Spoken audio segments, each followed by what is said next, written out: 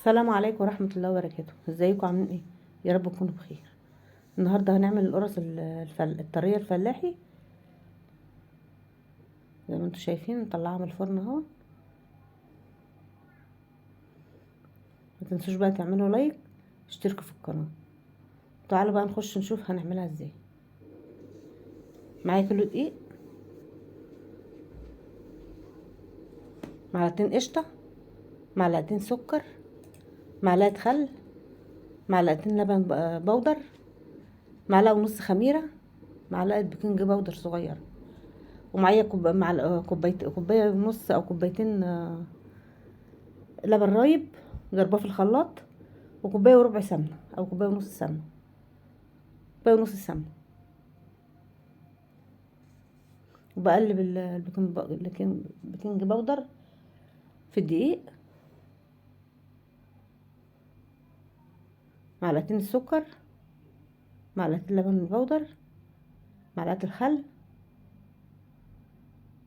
احط كوبايه لبن رايب واقلبهم في بعض.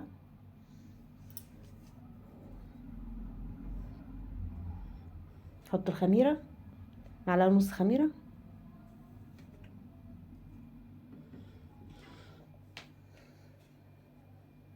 واقلبهم.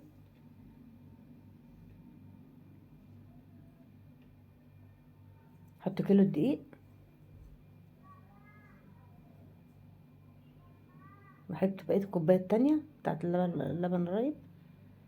احط معلقتين القشطه، وش لبن، قشطه وش لبن. ما عندكيش عادي برضو، يعني عادي،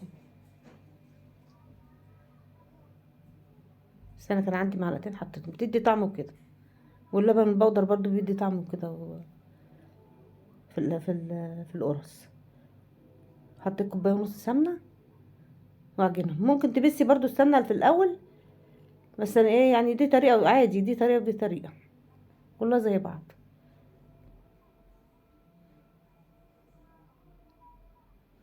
اعجنها كويس، طريه اهي.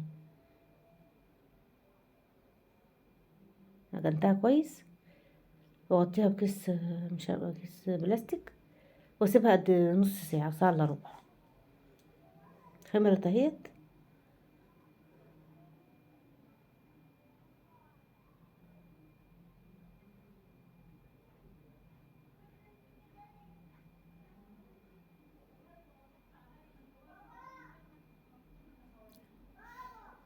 هبطت العجينه، دلوقتي بقرصها. القرصه كده بتاع 70 جرام، وزي ما انت بتحبي يعني، اعملها كبيره اعملها صغيره، هي حلوه كده. ما انا اعمل وش وبروح لمها كده،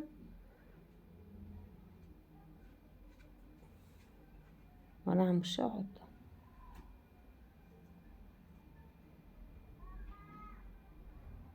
وبعد سبتهم بقى يرتاحوا شويه. على ما خلصت ده كان ايه، رفعوا مرتاحه.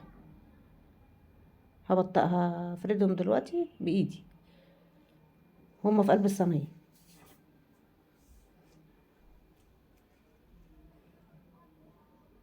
دلوقتي ايه، فردتهم.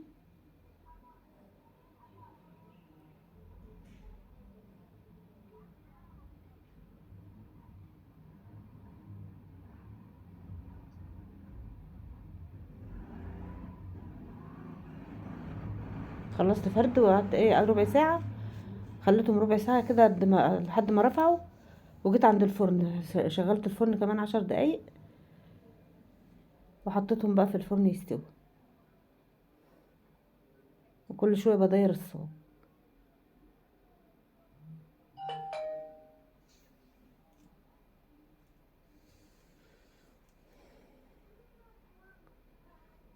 شغلت الفرن من تحت، خليتها برضو على هادي برضو عشان تحمر من تحت. وعليت الجناب ايه، حمرت الوش. واحط برضو الصواني التانية.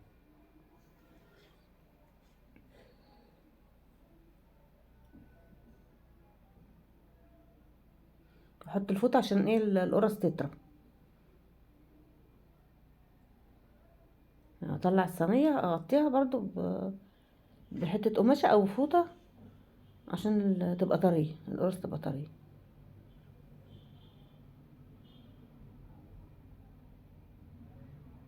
بقلبها.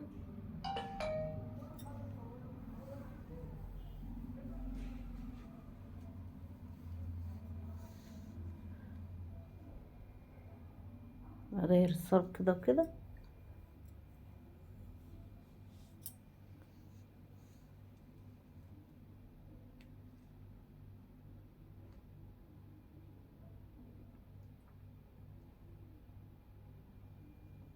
زي ما انتوا شايفين استوت اهي من فوق ومن تحت. دلوقتي خلصت تسوية القرص، شايفين اهو 28 قرصة. بحطهم بقى كده واروح يا دوبك البخار بتاعهم يطلع ويهدوا شوية كده، حطهم في اكياس وعلى الفريزر. لو عجبكم بقى الفيديو ما تنسوش تعملوا لايك، اشتركوا في القناة.